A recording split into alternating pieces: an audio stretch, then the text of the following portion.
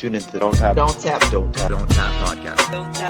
You do the process, the tape, the study, the narrative, the script. A little bit of a downfall from a champ. When we're looking at value on the lines,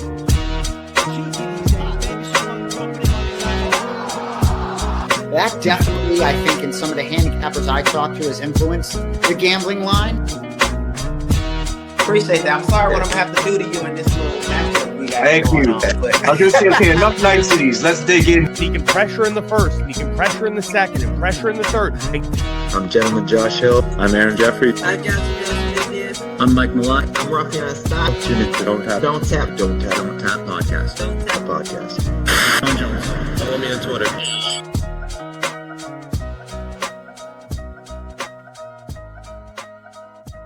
Hey, I'm UFC President Dana White, and you're in the ring with Callum McGregor. We are back. Okay. 2 weeks in a row. This is absolutely crazy. Billy Briz, Callum McGregor, Donttap podcast.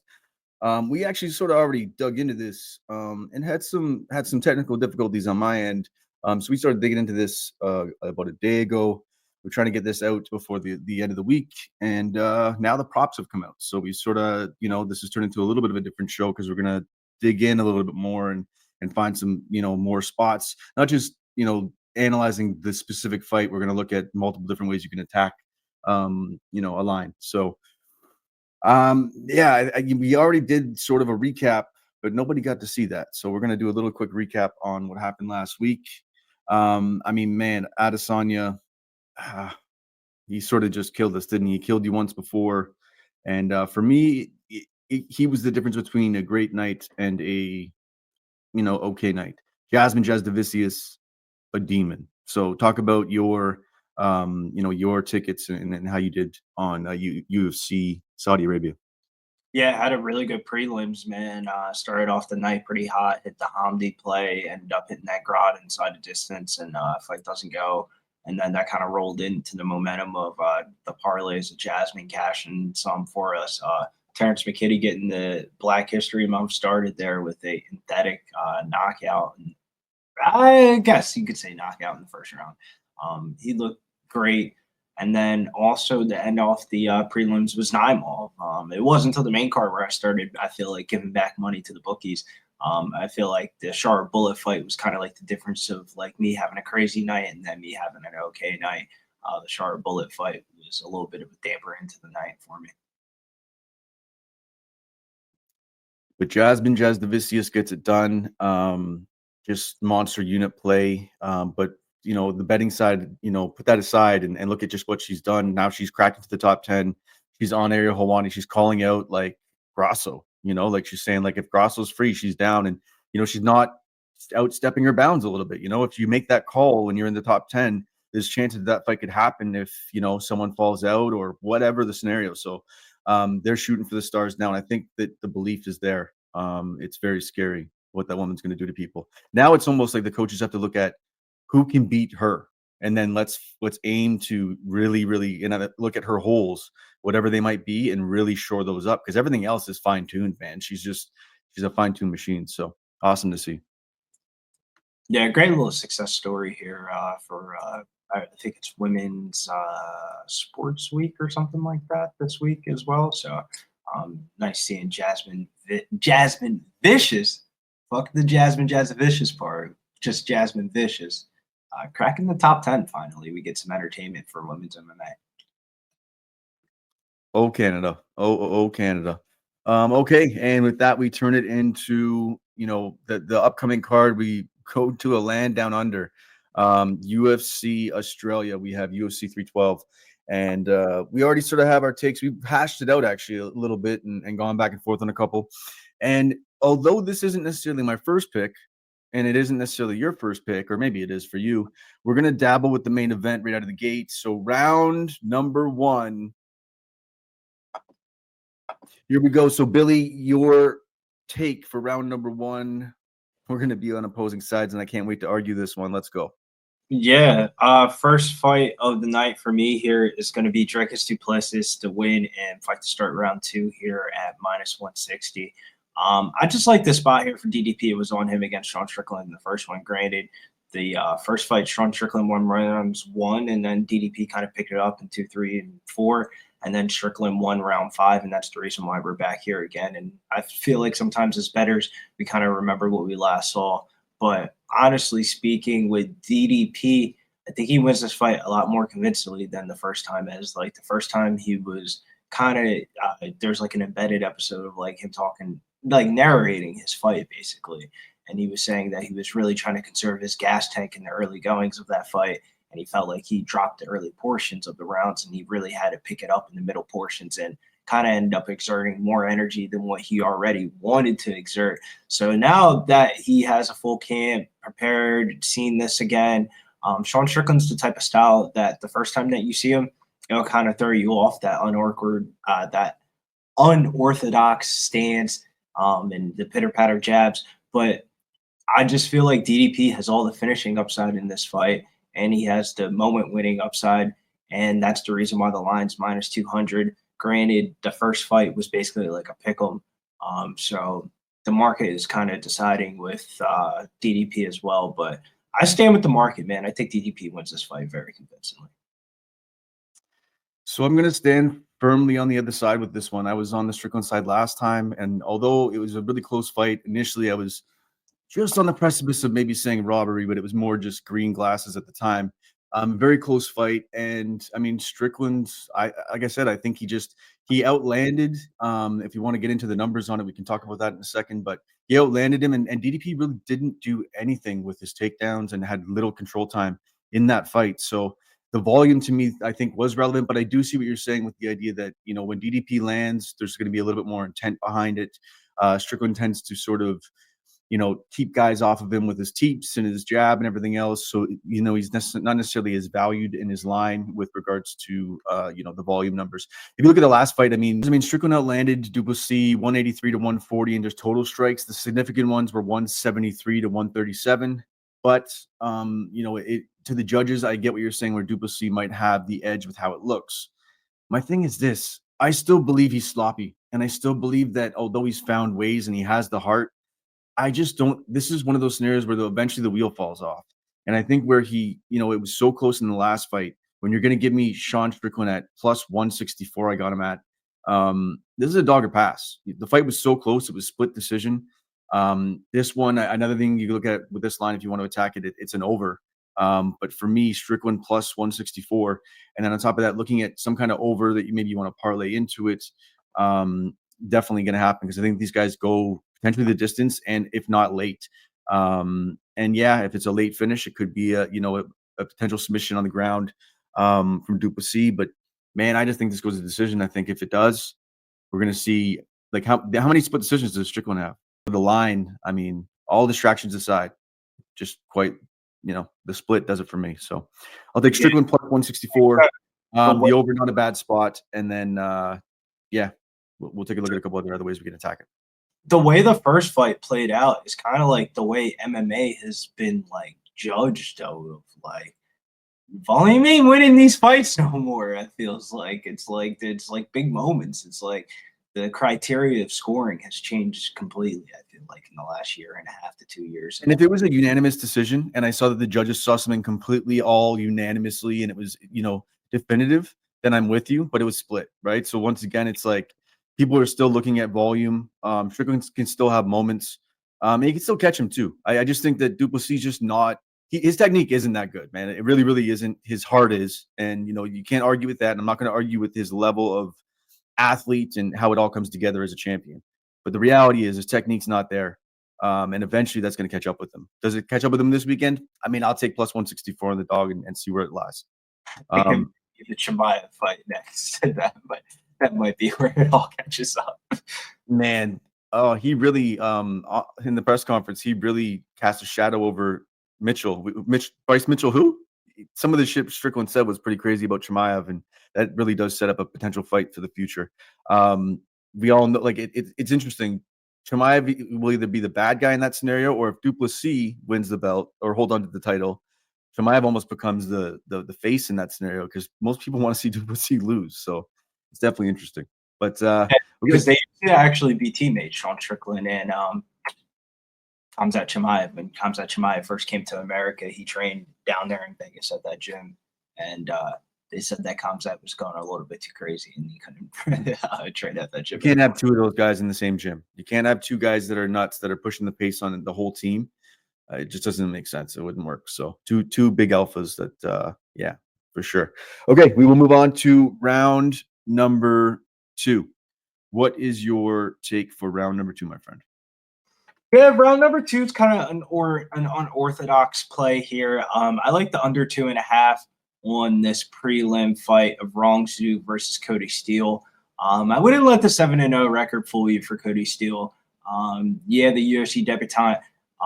But man, he was competing in some crazy ass jiu-jitsu super fights and matches for grappling against like the top-notch grapplers that you can face in the world. So his level is very there on the ground. And the time that we saw him on the Dana White Contender Series this past summer, man, his hands look good. And it followed up what the regional tape looked like of him flatlining these people on the feet. So now the question is like, what are you going to do? Knock him for flying halfway across the country to go all the way to Australia to go fight this fight against Rongzhu? Like, what has Rongzhu done in his 4 UFC fights that makes me have any will of me wanting to put money on him? Of like, still he's at the age of 24. Yeah, he has potential to get better, but he was getting grapple fucked by Chinese regional scene fighters on his road to UFC fights. His UFC fight that he came back against Chris Padilla, that was arguably one of the worst finish injuries that happened last year.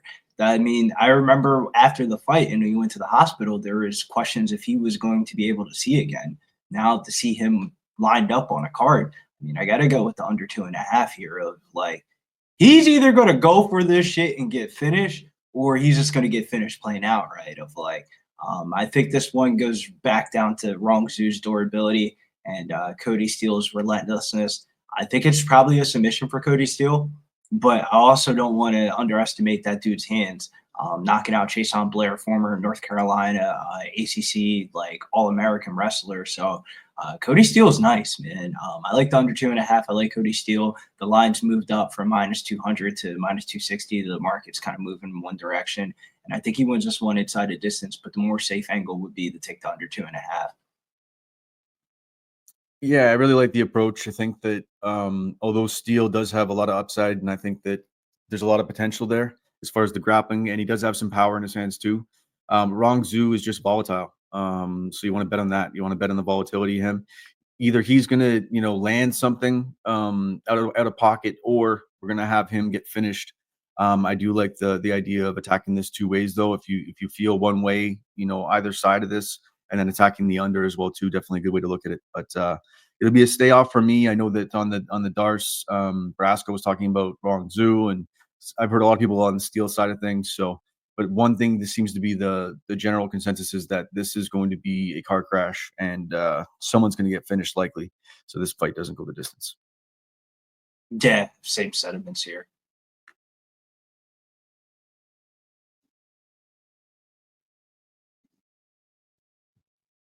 So that will bring me to my next spot, which I mean, typically is now something I'm really trying to analyze, because if it's a homer play, someone that I've interviewed multiple times, someone that I sort of look at their fights right away and almost want to be on their side. But in this fight, I just see an advantage, and the line sort of moved in a direction for me that I'm happy with.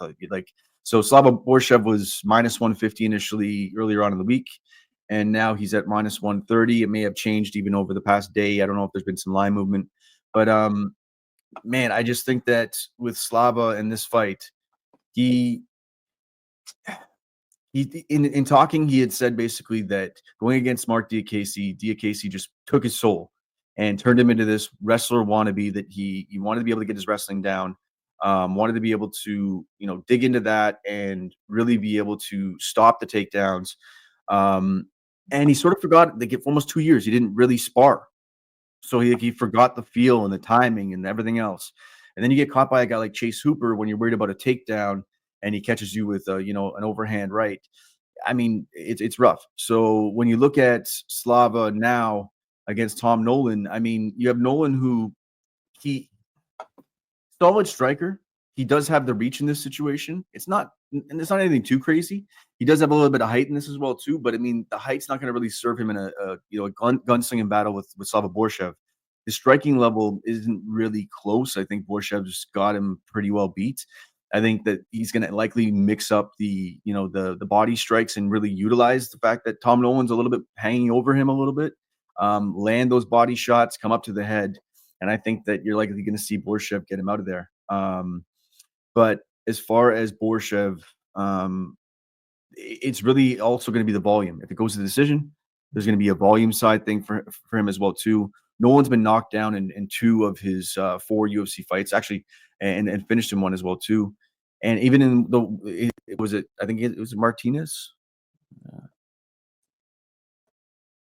Yeah, I think it was Martinez, where he wins the fight, but he gets knocked down as well in that fight too against Victor Martinez. So he's susceptible to get knocked down. So one thing you might want to look at maybe on DraftKings or on I don't think FanDuel will have knockdowns, but they might look for a knockdown from Borshev. But I think really at -130 right now, I'll just hit Borshev and maybe look at a live situation, see if there's better value even after round 1 if he's sort of weathered a little bit of a storm. The durability is on his side, the technicality is on his side. I know he's had a little bit of a rough patch, even with the wins. They've been close fights and wars, but man, I can't look at his opponent and think that there's anything there. Nolan really got into the UFC by beating up a much smaller Bogdan Grad, and that doesn't do much for me. So I'll go with Slava Borshev at -130. That would be my second play of the podcast. Yeah, I hate to be on the other side of you, but I got to back my Brisbane Australian fellow mate here and Tom Nolan. This is just a career trajectory for me. Like, as much as I love Borisov and his striking style and his entertainment, it feels like he's more on his way out of the UFC, and Tom Nolan's more on his way coming up in the UFC. Granted, all of his performances in the UFC have been very lackluster, but I'm not going to hold it back against him. I mean, 6'3" at this weight class.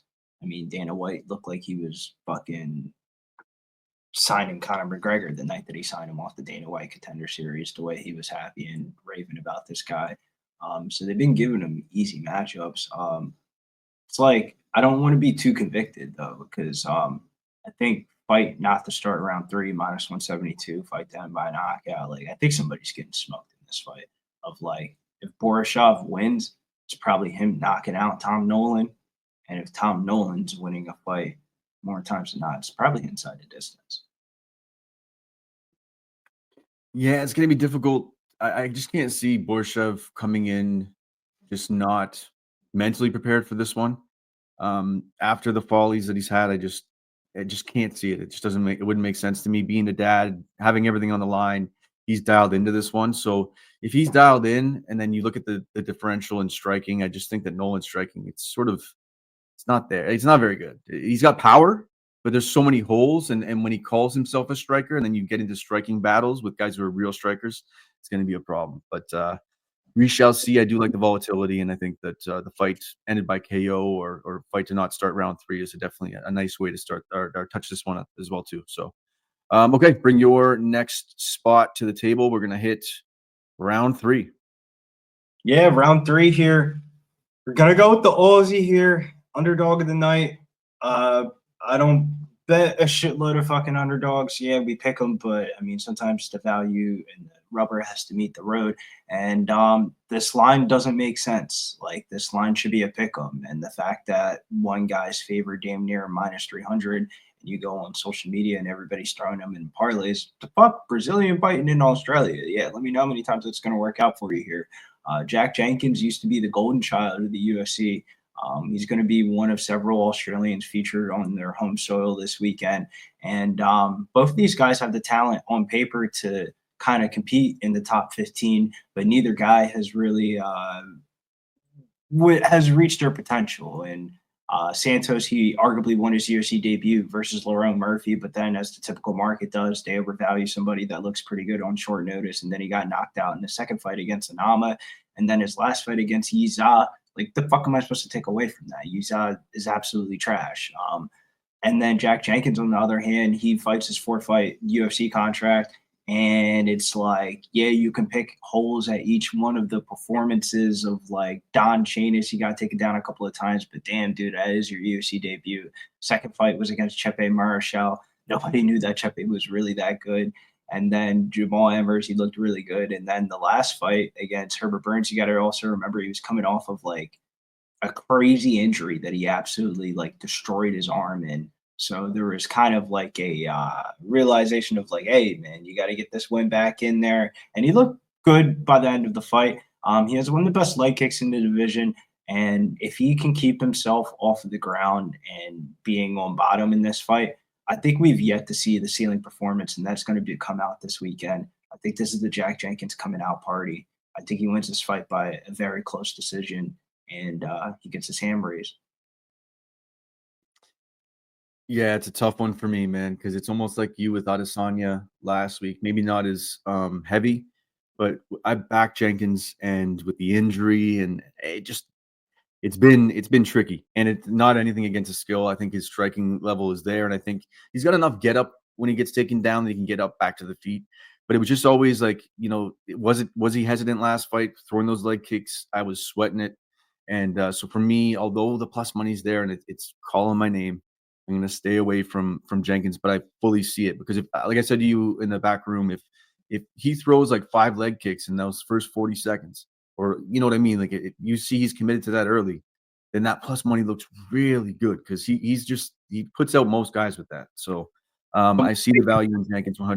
I'm not fading him like a lot of other people are. They're sort of shitting on him. They forget about they look at Tapology, they forget how he lost. They forget how the fights exactly played out. So, it is what it is.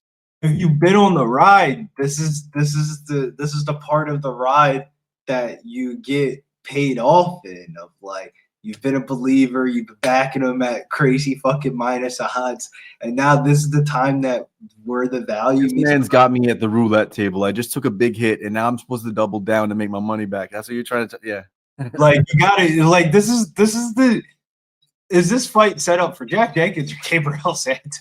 Like, it's the UFC has made it clear as day by this card in Australia that they're looking into other directions in this region. Of a lot of the fighters in this region are aging out. We just saw Adesanya, arguably the biggest Australian name prospect or New Zealander. He got absolutely flatlined. They didn't even want to put him on the card for this weekend.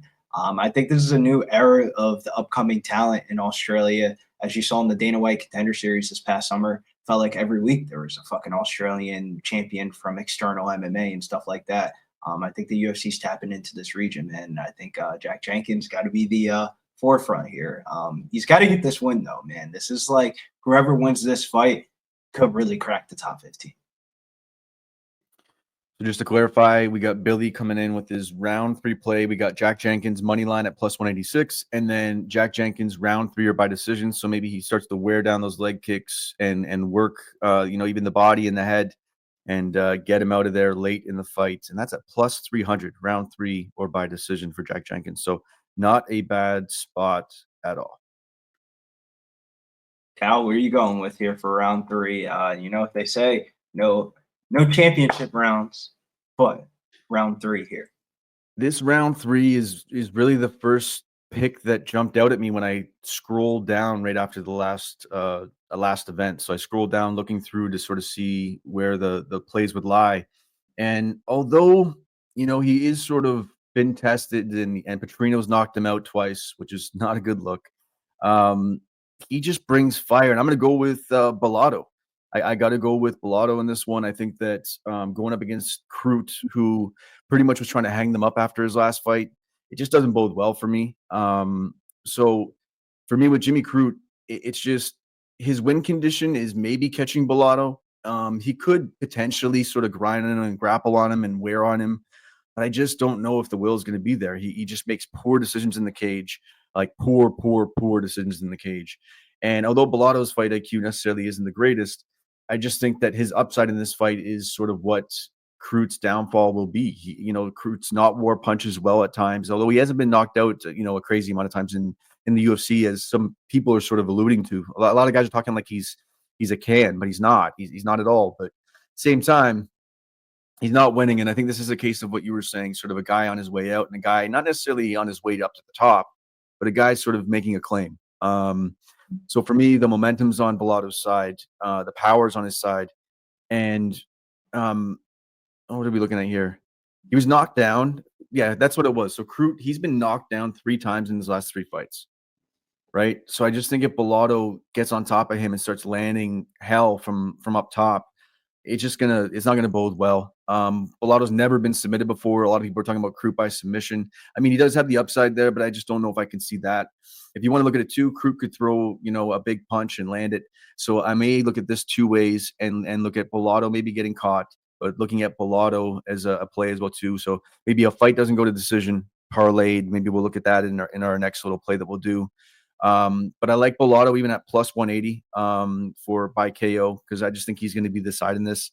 The reason why I'm looking at that is because we already put out the play earlier in the week at minus 150. So like him at minus 150, I was okay with. Anything higher than that, I'm not touching. It's at minus 170, minus 180 now, I think.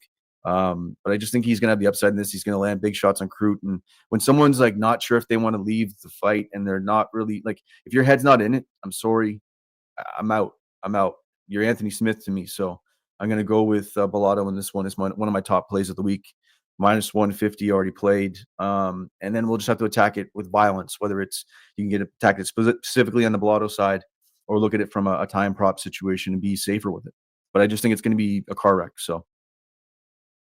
Yeah, man. I can't put a lot of money on this fight, as in like from the narrative theory, I agree with you. It's like, man, it's wild to have to put money on Jimmy Crute, visualizing the last time that we saw him inside the cage. But then there's also the other side of me that, like, when I tape this fight, man, fucking Bellato, dude, there's a lot of things that you can pick out in his game that, like, dude, when you're going up levels of competition, man, he's gonna get fucked up at this level in the UFC. Of like, he's gonna have fun, entertaining fights, but man, he can easily be countered. Like the way that he like strikes, it's very stiff, it's very robotic, and I just see him getting knocked out. I just don't know if it's Jimmy Crute or not that's doing it. I actually think if Jimmy Crute wins this fight, it's probably a greasy ass decision of like him kind of fighting through his mental warfare and kind of gutting out a decision and kind of outclassing, giving him like a vet lesson here. Jimmy Crute by decision at plus 300 doesn't look like the worst bet ever. Thinking about this as like Australian fighter on the main card. Listen to Dana White prior to this card. He said they wanted to put Australian fighters in the region that fans have not seen in a while or aren't used to seeing on this pay-per-view. And that's exactly what they did. Yeah, I get what you're saying with Bellato. There's the holes, and that's why sort of you can leave the violence in some way, shape, or form as your backdoor play. But I just think that the difference in this fight is, at least how I'm looking at it, it's just going to be the power and landing the power on Crute.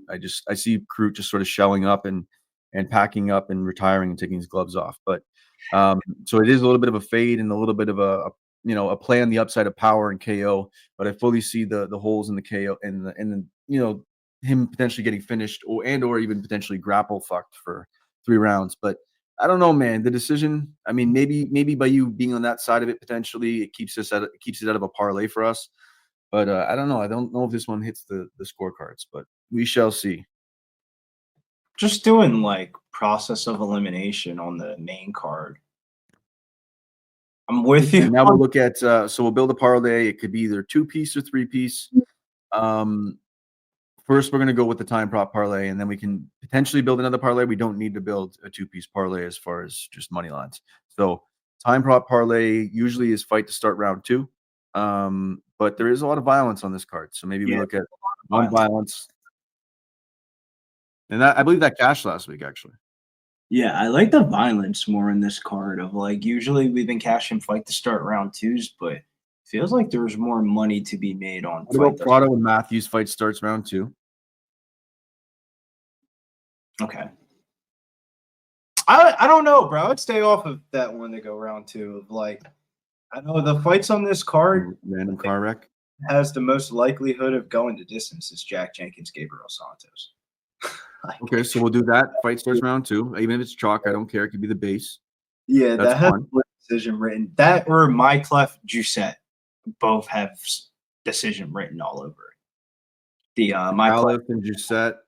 yeah, I don't think Giussette. If Giussette wins, then like outside of Kiefer Crosby, dude, he ain't really finishing a whole. Like his finishing ability is not high. Okay, so do put those 2 fights to start round 2. And then what do we think is the definite violence spot? Nolan and Borshev? Low key, I think Taliesin and Tafa. Okay. I'm following you on this. I'm with you on this. I think honestly, we can switch out the Giussette Myclef fight to start round 2, and I'd rather pick a money line. Well, no, but it's a time prop parlay. It's not a money line. There's a money line. There's a money line parlay, and then this is a time prop parlay. I forgot about that. It's usually just a fight to start round 2 parlay, but we've been looking at violence because there's been some violence to look at. So no distance in Bellato and Crute. Are you doing that as a personal player, or is this a part of this no distance one? Because I honestly think the 2 fights back to back of Tafa and Teixeira have a pretty high likelihood of not going to distance. Okay, so do the Teixeira, Tafa, no distance, combined with Tafa, no distance. round 2 in Jenkins. And if you want to do the juice, but what is that 2 piece at?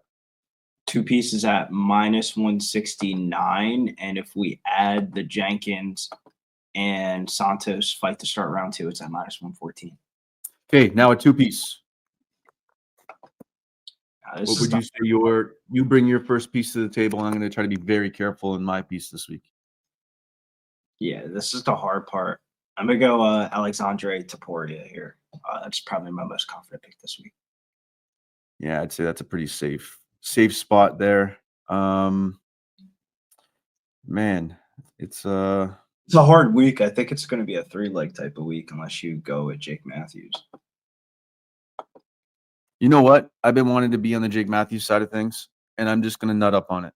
It's either going to burn me or not, and we're going to be 2 weeks in a row telling me to go fuck myself because I fucked the parlay. But let's go. Let's go Jake Matthews. I wanted to try to find a way to bring him into it. So we have the 2 piece. What's it sitting at? -134. And if you wanted to go for the plus money, I mean, we go with the 2 piece here at the Donttap podcast, -134. Make sure you always gamble with your unit sizes and gamble responsibly. But you add Salkid on that, you get +100. All right. So everybody else that listened to the podcast can hear what the sprinkle was, but the 2 piece will be officially. Say it again. Alexandre Taporia and Jake. Jake, the goddamn dude, you better beat fucking Prado's ass, Matthews. Of like, the UFC is giving you a layup of like, dude going up class from 155 to 170, one of the hardest weight classes to move up in. The dude got pieced up in his last one. We saw what his UFC debut. They did this before. They put him in his UFC debut against Jamie Malarkey. Jamie Malarkey was ragdolling this guy down. If Jake Matthews stands and bangs with this fucking Archenian fuck, I'm going to be so pissed. He needs to tap back into the wrestling, and he can ragdoll himself into a unanimous decision here.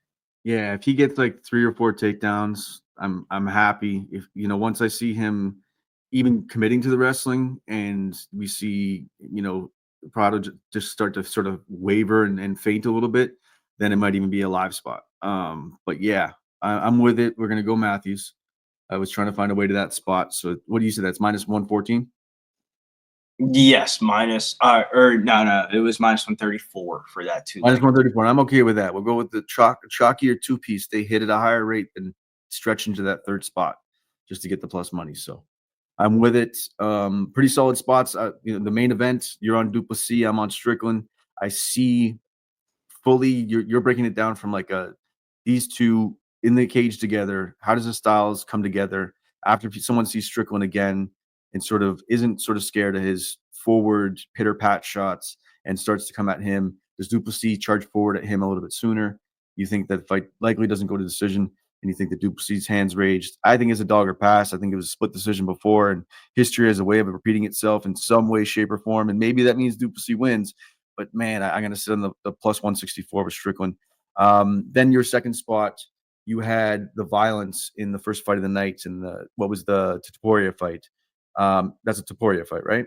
No, I had violence in the early prelim main event of Cody Steele and Wrong. Oh, Steele and Wrong Zoo. That's right. And you're also on the Steele side of things as well, too. So a good way to sort of play that. You got multiple angles to sort of attack that one, and Steele likely having the edge, but violence and volatility being the spot.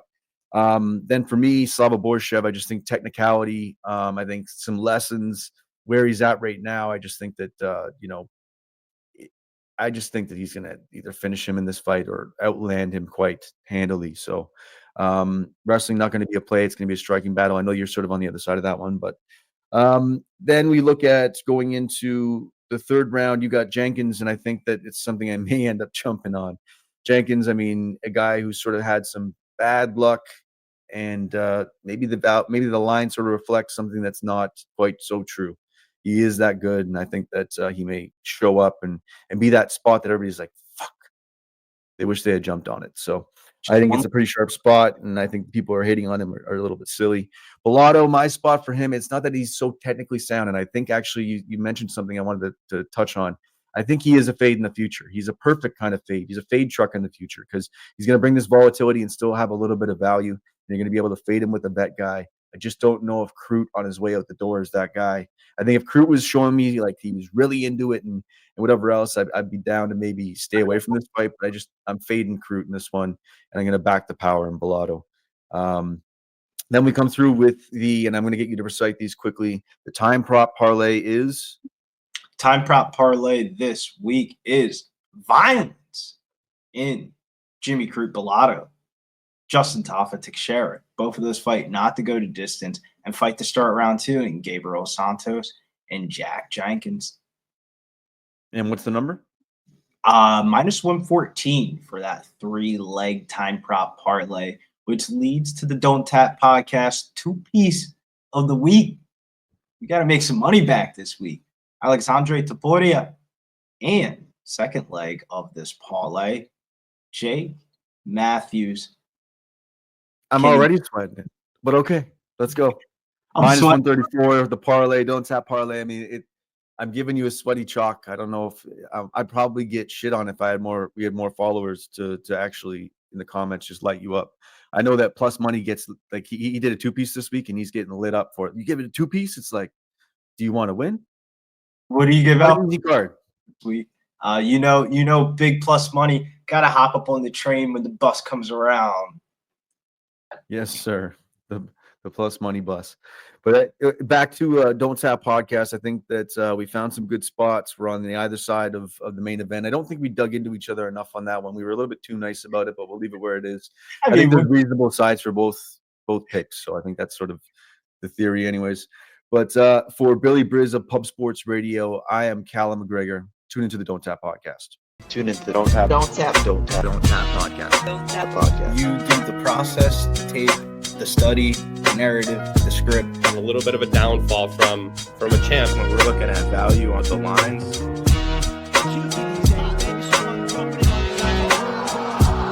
That definitely, I think, in some of the handicappers I talked to, has influenced the gambling line. Appreciate that. I'm sorry what I'm gonna have to do to you in this little matchup we got. Thank you. I was just saying, okay, enough niceties. Let's dig in. He can pressure in the first, he can pressure in the second, and pressure in the third. I'm Gentleman Josh Hill. I'm Aaron Jeffrey. I'm Johnson. I'm Mike Malott. I'm Rafian Scott. Tune into Donttap Donttap podcast. Donttap Podcast. I'm Jones. Follow me on Twitter.